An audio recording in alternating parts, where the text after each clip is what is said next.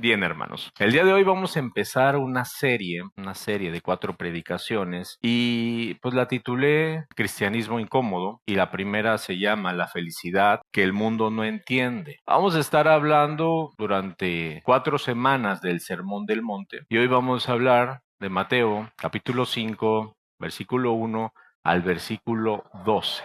Esto nos va a dar, hermanos, un diagnóstico espiritual, nos va a mostrar si realmente hemos nacido de nuevo. Muchas veces queremos ver grandes proezas, queremos grandes cambios en nuestras vidas, queremos que de la noche a la mañana nuestra vida se transforme y a veces no nos detenemos a preguntarnos si realmente hemos nacido de nuevo, si realmente somos unos cristianos verdaderos o solamente estamos siguiendo una corriente. Fíjense que en el año de 1660 encarcelaron a un hombre llamado John Bunyan y lo encarcelan por algo que hoy se nos hace un poco extraño. A él lo llevan a la cárcel por predicar el evangelio. Un buen día le dijeron, mira, firma aquí, promete que no vas a volver a predicar y vas a salir con libertad. John tenía una esposa, tenía hijos pequeños. Una de sus hijas era ciega y lo necesitaba, ¿no? Era claro que necesitaba estar con ellos. Él responde con una frase que perdura a través del tiempo y llega a nosotros a través de libros que plasman su biografía. Y él dice, miren, si hoy me sueltan, el día de mañana voy a volver a predicar. Entonces, este hombre pasa 12 años en la cárcel. 12 largos años en donde los guardias, las personas que lo tenían a su cargo, cuidándolo, lo que sea, ellos empiezan a notar algo extraño. Ellos se dan cuenta que este hombre no vivía de una manera derrotada. Él no estaba amargado, no estaba quebrado por dentro. Él cantaba, él oraba, él escribía y sobre todo dormía con mucha paz. Los guardias llegan a la conclusión que no se pueden explicar cómo este hombre, a pesar de estar preso, vivía como si fuera una persona libre. Y esto es muy importante para nosotros el día de hoy. Es muy importante que mientras se vaya desarrollando esta predicación, nosotros lo mantengamos en mente. Fíjense que la libertad no comienza en las circunstancias que nos rodean. La libertad comienza en el corazón. Hay personas que son libres, que andan en la calle, aparentemente nadie los detiene, pero a lo mejor viven esclavos del pecado, esclavos del orgullo, tienen miedo, están pendientes de la aprobación. Y esta historia nos muestra que aunque este hombre estaba preso, estaba recluido entre paredes, él vivía con una libertad que nadie le podía quitar. Una libertad que nadie le podía quitar. Y la diferencia, pues claramente, estaba en su interior. ¿De qué depende que tengamos esa libertad? Muchas veces no hemos comprendido que si el reino de Dios gobierna nuestro interior, todo lo demás es añadidura. Nos podemos llegar a preguntar si nosotros hemos nacido de nuevo o solamente hemos aprendido a comportarnos como cristianos. Comportarse se imita, pero alguien que ha nacido de nuevo no puede dar evidencias que no sean realmente verídicas si alguien ha nacido de nuevo contra alguien que lo está imitando. Y durante estas 4 semanas vamos a estar hablando de este Sermón del Monte. Y como primer punto, vamos a ir aclarando unas cosas. Me gustaría iniciar diciéndoles que el Sermón del Monte no es un discurso bonito. Yo sé que la mayoría lo conocemos, pero yo lo considero como una especie de prueba espiritual, por así decirlo, bajo mi comprensión, claro. Me gustaría iniciar esta serie de exposición hablando de las bienaventuranzas y olvidando que son una frase inspiradora, que son frases meramente inspiradoras y que lo aprendamos a ver como un filtro, va a ser un diagnóstico. Ese diagnóstico va a terminar revelando en última instancia si el reino de los cielos ya comenzó dentro de ti. Y me gustaría que leyéramos Mateo capítulo 5 del 1 al 12. Para aquellos que no han leído, vale la pena que leamos la palabra. Dice, viendo la multitud, subió al monte y sentándose, vinieron a él sus discípulos. Y abrieron su boca, les enseñaba diciendo, bienaventurados los pobres en espíritu, porque de ellos es el reino de los cielos. Bienaventurados los que lloran, porque ellos recibirán consolación. Bienaventurados los mansos, porque ellos recibirán la tierra por heredad. Bienaventurados los que tienen hambre y sed de justicia, porque ellos serán saciados. Bienaventurados los misericordiosos, porque ellos alcanzarán misericordia. Bienaventurados los de limpio corazón, porque ellos verán a Dios. Bienaventurados los pacificadores, porque ellos serán llamados hijos de Dios. Bienaventurados los que padecen persecución por causa de la justicia, porque de ellos es el reino de los cielos. Bienaventurados sois cuando por mi causa os vituperen y os persigan y digan toda clase de mal contra vosotros mintiendo. Gozaos y alegraos, porque vuestro galardón es grande en los cielos, porque así persiguieron a los profetas que fueron antes de nosotros. Entonces nos podemos dar cuenta dentro de estas bienaventuranzas cómo retumban las palabras del Señor Jesucristo cuando dice: bienaventurados los pobres de espíritu, bienaventurados los que lloran, los mansos, los que tienen hambre y sed de justicia. Es un diagnóstico, hermanos. Como les decía, el Sermón del Monte no es un ideal al que nosotros debemos de aspirar. Más bien, se nos está pintando este retrato que nos muestra el ideal de una persona que ya ha sido transformada. Nuestro Señor Jesucristo no aparece de pronto en una montaña y nos está diciendo: esfuércense por ser de esta manera. Él está diciendo: así son las personas que pertenecen al reino. Y eso, cuando lo entendemos de esta manera, cambia mucho las cosas como las hemos aprendido desde escuelita bíblica, ¿no? Porque entendemos que se nos está hablando de una naturaleza completamente transformada. Se nos habla de una naturaleza regenerada. Entonces nosotros tenemos que asimilar que no sé cuántos años tengas tú en la iglesia de conocer a Cristo, pero yo creo que ya con algo de camino en Cristo tenemos que pensar que no podemos seguir creyendo que la regeneración en nuestra mente, de nuestra vida, solamente nos limita a realizar actividades religiosas. No solamente estamos para venir a la iglesia un día a la semana o dos, o ir a la célula, cantar una alabanza de vez en cuando, orar cuando tenemos un problema. Qué bien que lo haces, hermano, pero no nos podemos limitar a pensar que eso es la vida de un cristiano, al menos no de un cristiano que ha sido completamente regenerado, que tiene una mente regenerada. ¿Por qué? Porque esto produce un corazón nuevo, un corazón que se humilla, un corazón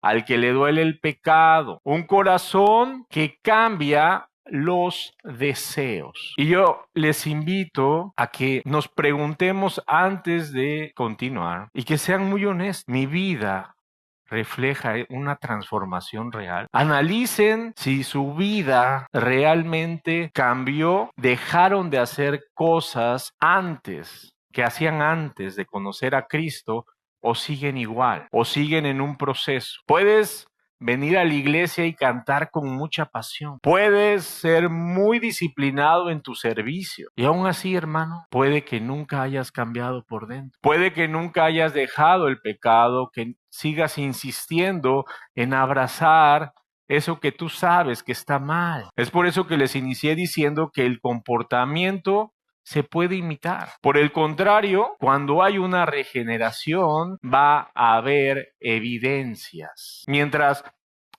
lo que conocemos como religión va a ir ajustando hábitos dentro de nosotros, cuando hablamos de un nuevo corazón, tenemos que entender que nuestra vida ya no puede ser igual. Ya no podemos seguir conviviendo con lo que antes nos jalaba y lo que estaba mal. Si el corazón no ha cambiado, todo lo demás es una decoración. Todo lo demás que podemos enseñarle a la gente que nos rodea, hermanos, en última instancia termina por ser un castillo de arena que tarde que temprano va a terminar derrumbándose. Ahora, el término griego que se utiliza para la palabra bienaventuranza es makarios. Y no simplemente significa feliz en el sentido emocional.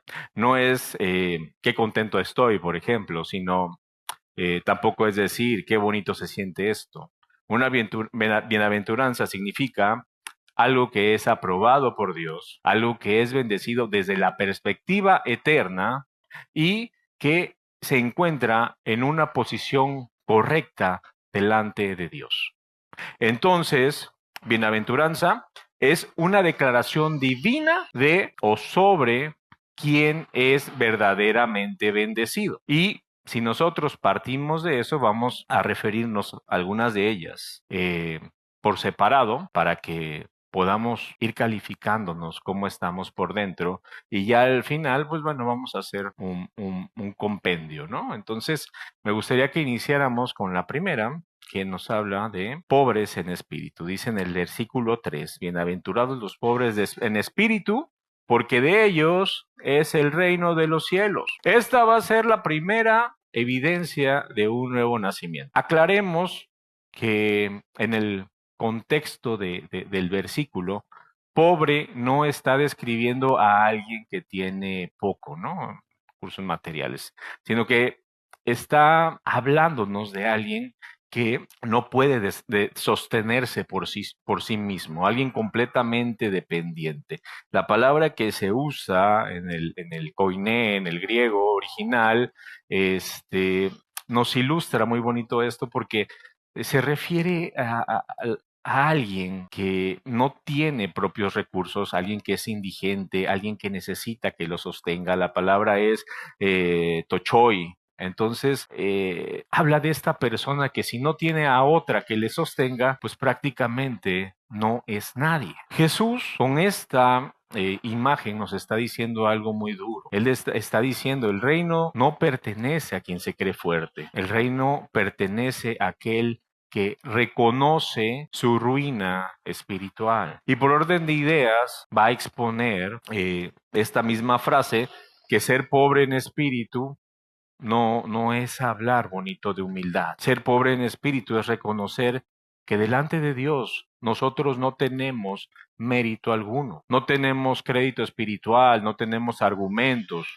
no tenemos nada con qué negociar delante de Dios. Por eso es que no podemos nosotros pactar con Dios. ¿Qué le puedes ofrecer? El nuevo nacimiento produce eso en ti. Destruye la autosuficiencia. Cuando no hay una regeneración en tu vida, cuando no has sido o no has tenido un nuevo nacimiento, tu corazón se defiende, se compara, se justifica, minimiza en todo momento el pecado. Por el contrario, alguien que ha nacido de nuevo está completamente rendido al Padre. La gente religiosa, un imitador, siempre va a decir, yo hago, yo di, yo merezco un trato especial. Alguien que ha nacido de verdad siempre va a decir, Señor, sin ti yo no puedo hacer las cosas. Sin ti yo no puedo avanzar. Entonces, cuando tú pecas, hermano, pregúntate, cuando estás en pecado, cuando has metido la pata, cuando te has equivocado, ¿qué haces? ¿Te empiezas a justificar o te empiezas a humillar delante de Dios? Cuando la palabra de Dios te empieza a confrontar, te empiezas a defender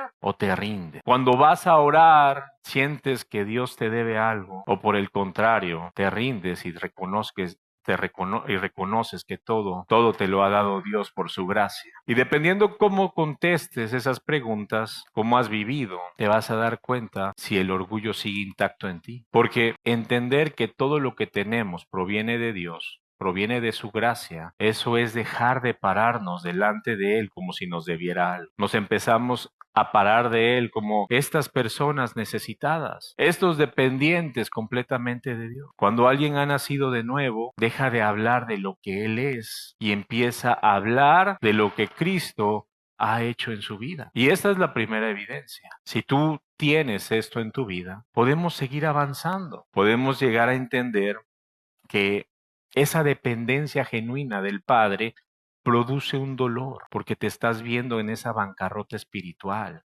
te estás viendo lo mal que estás y ya no puedes voltear a ver tu pecado con indiferencia. Y eso nos lleva a la segunda evidencia que eh, dice en el versículo 4, bienaventurados los que lloran porque ellos recibirán consolación. Una persona que ha decidido cambiar, el que nació de nuevo, ya no se siente cómodo con el pecado. No lo normaliza, no lo acomoda, no lo justifica.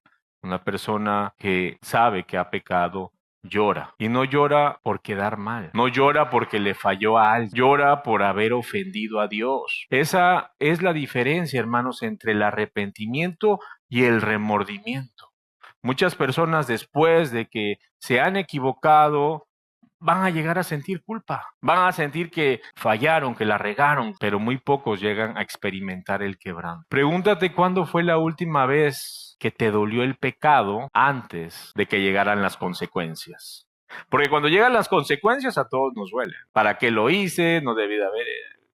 ¿Para qué hablé? ¿Para qué dije? Pero pregúntate si de verdad has pecado y te ha dolido. Porque si el pecado no te duele en el corazón, es un corazón que no ha sido regenerado. Si el dolor es genuino, bueno, el arrepentimiento, entonces va a ser de verdad y nos habla de que tu carácter comienza a transformarse, comienza a cambiar, porque un corazón que se quebranta ya no reacciona igual. Y por lo tanto llegamos a este versículo 5 donde dice, bienaventurados los mansos porque ellos recibirán la tierra por heredad. Y esa es la tercera evidencia del nuevo nacimiento. Jesús usa una palabra, praus, y describe un poder que es gobernado. Esta palabra en el mundo antiguo se usaba para un animal fuerte que había sido entrenado. Este animal pues conservaba toda su fuerza, pero respondía a la voz de su dueño. Eso es mansedumbre, un carácter sometido, un ego que ha sido crucificado. El nuevo nacimiento en Cristo Jesús transforma la manera en la que reaccionas. Antes reaccionábamos desde el orgullo. Ahora, bueno, tenemos que responder, deberíamos de responder todos desde la confianza en Dios. Antes nos preocupábamos por defender nuestra imagen, pero ahora nosotros empezamos a descansar en nuestra identidad en Cristo. Si tú quieres saber si hay mansedumbre en tu vida, busca a alguien que te contradiga. ¿Cómo reaccionas cuando alguien te corrige? Cuando alguien te hiere, ¿cómo eres? ¿Sale tu verdadero yo? Hay gente que dice, me voy a desconvertir 5 minutos. Tengan cuidado porque a veces 30 segundos basta para arruinar toda tu vida. Entonces, así se descubre, hermanos, quién gobierna tu interior. Si el ego sigue sentado en el trono, vas a explotar, vas a gritar, vas a perder la cabeza. Si Cristo es el que reina en tu vida, eres una persona que descansa, una persona que confía. La mansedumbre va a demostrar o es una evidencia que el gobierno en tu corazón ha cambiado. Jesús promete la herencia a los mansos. La gente orgullosa necesita ganar siempre, necesita tener la razón siempre, ser aplaudidos, reconocidos. Una persona mansa sabe esperar. Y puede esperar porque sabe que la seguridad está anclada en Dios. Cuando eres manso tienes la certeza de que Dios te defiende, que Él te sostiene y que Él te va a recompensar. Por el contrario, cuando no ha pasado eso en tu corazón, vas a vivir peleando, vas a vivir angustiado, porque si Cristo estuviera ahí, dejarías de luchar por el control. Cuando tu carácter queda bajo el dominio del Señor, todos tus deseos empiezan a alinearse. Cambia lo que el corazón desea. Si cambia la forma en la que tú respondes, en consecuencia, hermanos, va a cambiar aquello que tú anhelas. Y esto es algo muy importante, porque hay personas que no tienen paz, que no tienen tranquilidad, porque tienen un corazón que anhela cosas que no son correctas delante de los ojos de Dios. Y eso nos lleva a la cuarta evidencia que dice, bienaventurados los que tienen hambre y sed de justicia, porque ellos serán saciados. Una persona que ha nacido de nuevo desarrolla nuevos deseos. Ya no simplemente busca la bendición, ya no simplemente viene a la iglesia porque tiene necesidad de que Dios le responda algo, porque acabe con el problema con el que tiene. Una persona que ha nacido de nuevo ya no quiere solamente prosperar, busca obedecer a Dios. La justicia a la cual se refiere este pasaje claramente no es una justicia social, es esa rectitud delante de Dios que todos nosotros deberíamos de tener. Piensa qué hay dentro de ti. ¿Tienes hambre de santidad ¿O solamente vienes a la iglesia porque quieres sentirte bien contigo mismo? De ahí parten muchas cosas. ¿Vienes a la iglesia a buscar santidad? ¿A buscar hacer las cosas que Dios quiere para tu vida? ¿O solamente quieres sentirte bien? ¿Quieres quedar bien con tu esposa, con tu esposo y por eso veniste? ¿O realmente quieres quedar bien con Dios? Aquí no nos podemos hacer a un lado, hermanos. Y siempre se los digo, perdón. Yo soy amigo de todos. No tengo nada en contra de nadie, pero la palabra me lleva a tener que decírselos.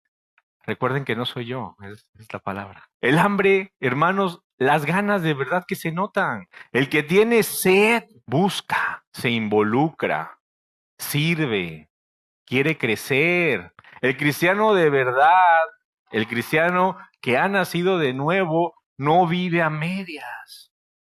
No se conforma con solamente venir un día a la semana, 2 días, de vez en cuando ir a la célula. Un cristiano de verdad, hermanos, quiere participar en lo que Dios está haciendo. Cuando el corazón ha sido transformado, tendría que cambiar tu actitud, tendría que cambiar tu manera en la cual te relacionas en tu familia. Como pastor, hermanos, es fácil darse cuenta. Y yo puedo ver dos tipos de personas. Y, perdón, al final es un ejemplo de otra iglesia. Hay dos tipos de personas. Hay personas que cuando tú les dices algo que tienen que hacer, te preguntan, ¿tengo que hacerlo? Y ponen una cara, hermanos, de que la verdad que uno les dice, mira, te da más pena a ti que a ellos. Dice, ya no lo hagas. Yo voy, yo lo hago. Hay personas que para decirles que hagan algo te cuesta llamarles la atención, exhortarles a que vengan a la iglesia, porque te contestan con una mala actitud. Es mi trabajo insistir. Si usted no quiere, bueno, puede decir siempre que no y para mí seguimos siendo amigos. Pero, por otro lado, y de verdad que gracias a Dios por ese tipo de personas, que hay personas que cuando tú les dices, hay que hacer esto, ellos se desviven. Te dicen, ¿cómo puedo aportar más? Hay gente que no calcula en hacer lo mínimo, en dar lo mínimo. Hay gente que te dice, quiero honrar a Dios con todo lo que tengo, sin decir una sola palabra. Ponen todo su tiempo, ponen toda su energía, ponen todos sus recursos.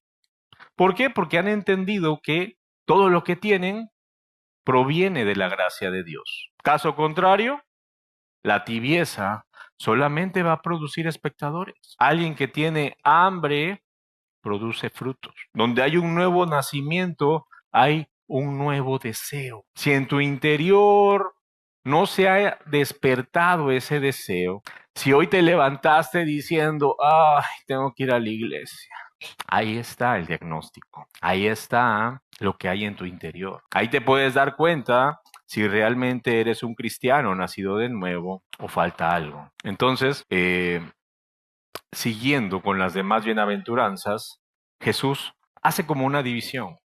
No se nota, pero ahora va a pasar de lo invisible a lo visible y nos va a mostrar el rompecabezas completo.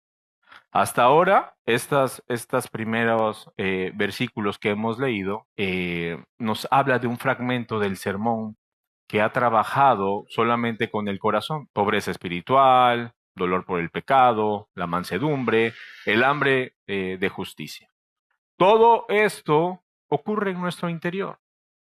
Pero pasa, hermanos, que, como les digo en el ejemplo anterior, cuando el reino realmente ha entrado en tu vida, cuando ha habido un cambio, cuando hablamos de una mente regenerada, se tiene que notar por fuera. Por ahí dicen, ¿no? Dime de qué presumes y te diré de lo que careces.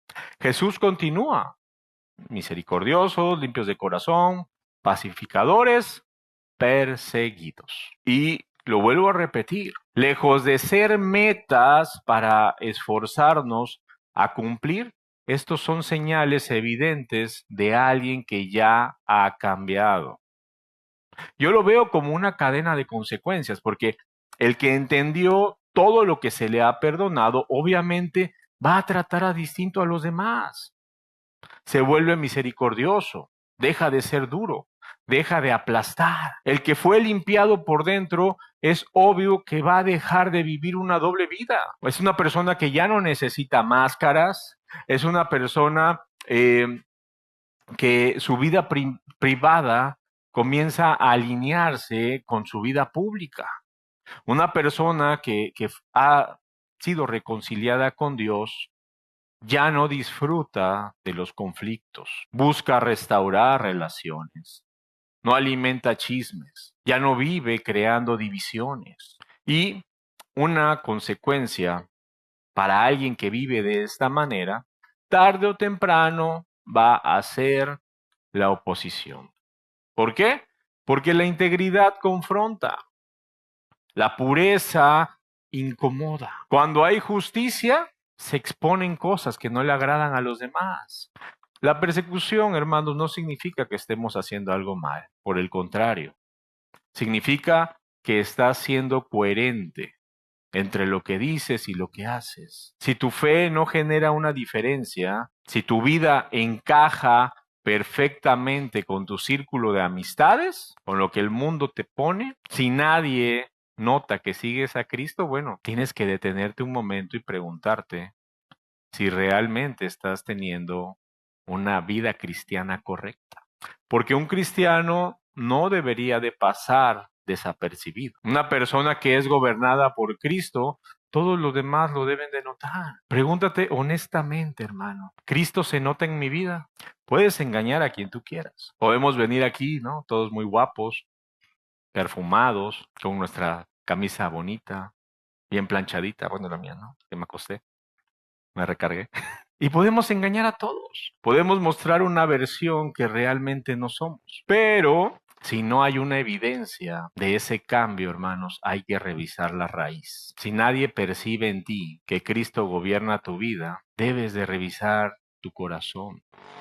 Y es una llamada de atención, hermanos. Es una exhortación. Porque no podemos seguir avanzando en la vida.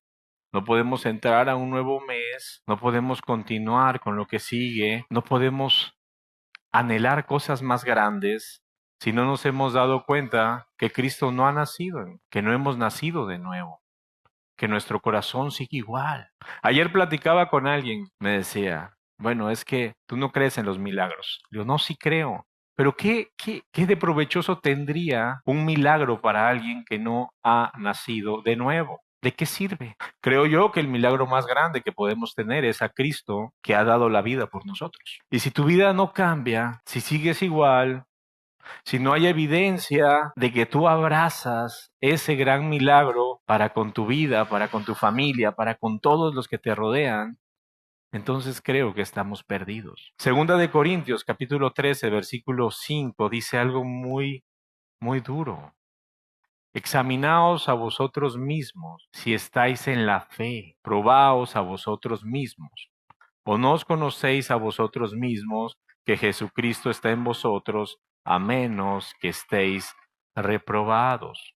El apóstol Pablo no está diciendo, a ver, vamos a recordar todos ese bonito día en el que pasaste al frente y repetiste la oración del pecador y te dijeron que se hizo una fiesta en el cielo.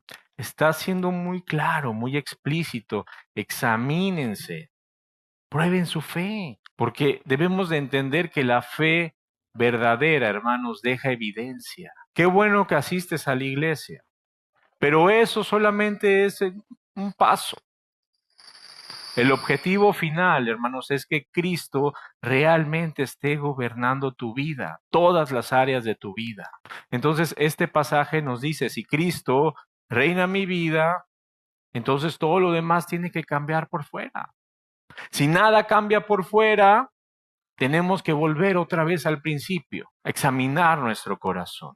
Pensemos si hay pobreza espiritual en nosotros, si hay quebranto por el pecado, si hay mansedumbre creciente en nosotros, si hay hambre de justicia, si hay misericordia real, si tenemos integridad y sobre todo si hay ese contraste. Si no hay transformación, hermanos, tristemente solamente somos asistentes de una iglesia los domingos. Y es muy triste, es muy duro.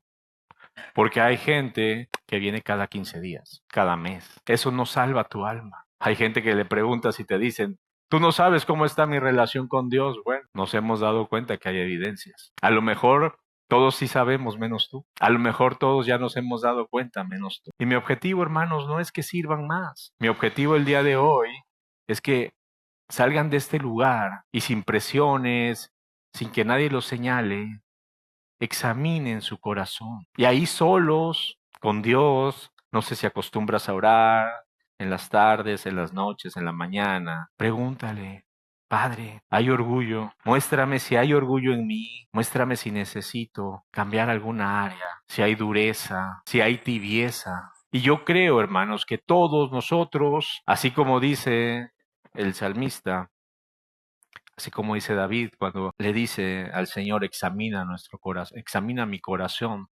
Yo creo que todos nosotros salimos perdiendo. Yo creo que ninguno de nosotros tiene al 100% un corazón conforme a la voluntad de Dios. No se trata de hacer un ajuste en nuestra conducta. No se trata solamente de cambiar algunas cosas. Se trata de entender que tenemos que vivir rendidos. Tenemos que vivir dependientes de nuestro Padre. Solamente vas a avanzar, hermanos, cuando entiendas que tu corazón se ha quebrantado delante de Dios. Solamente cuando haya ese quebranto en tu vida es cuando vas a poder ver ese avance. Regresando un poco, John Bunyan, es encarcelado y el reino ya había avanzado en él. No pudieron quitarle la libertad, aunque estaba entre cuatro paredes, y él termina por escribir desde la cárcel uno de los libros más leídos de la historia de la humanidad, después de la Biblia. ¿Cuántos han leído El Camino del Progreso del Peregrino? ¿Dos personas? ¿Tres? Bueno, no están leído entonces. Es uno de los más leídos. Ha sido traducido a más de 200 idiomas.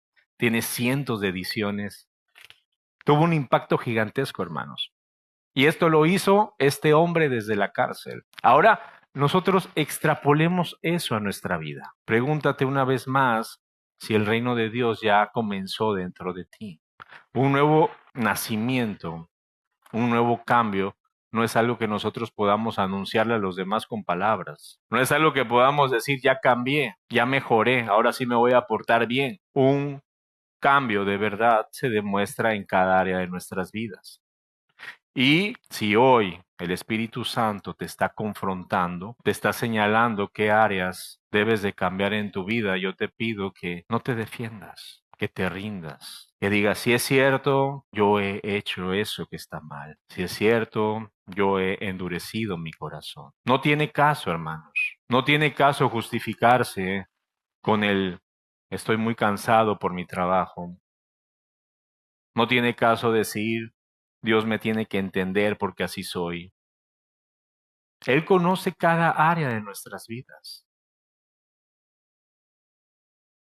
Entonces piensa que, ¿para qué te malgastas pensando que puedes tener eh, alguna disculpa delante de Dios?